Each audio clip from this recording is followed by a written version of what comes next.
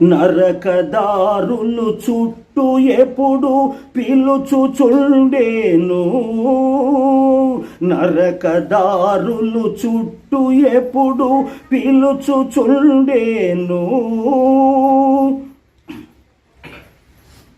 స్వర్గద్వారము దూరముండి చూచుచుండేను, సాహసముతో చేరు స్వర్గము శాశ్వతానందం, ఎడతెగని ఆనందం, జగతిలోని సుఖములన్నీ పరిమితములేను.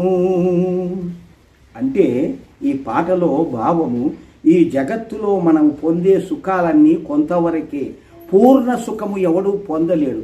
చూడండి, ఈ పూట భోజనం చేస్తే మళ్ళా పూటకు మళ్ళీ తింటాం, కానీ ఒకటేసారి కోరిక తీర్చుకుందాము అనుకుంటే ఎవరన్నా తినగలడా? చేత కాదు. ఈ శరీరం అంతే మోస్తుంది.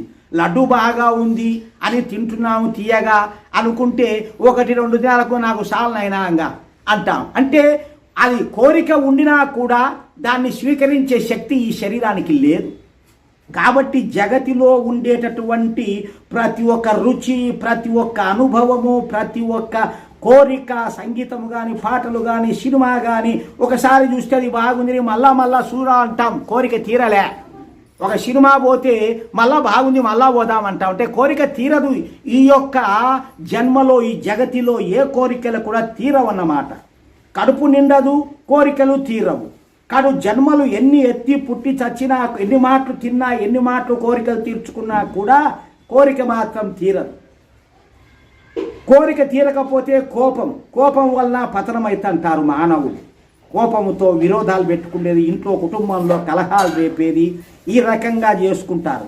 కోరిక ఒకవేళ తీర్చుకున్నా సుఖములు ఎప్పుడు నిలిచి ఉండవు, కరిగిపోతాయి, మళ్ళా కోరికలే మిగులుతాయి. ధర్మము, అధర్మము, సుఖము, దుఃఖము, రాగము, ద్వేషములు, ప్రయత్నములు, మేలు, కీడులు ఇవన్నీ జీవునికి అనుభవములు, భోగములు.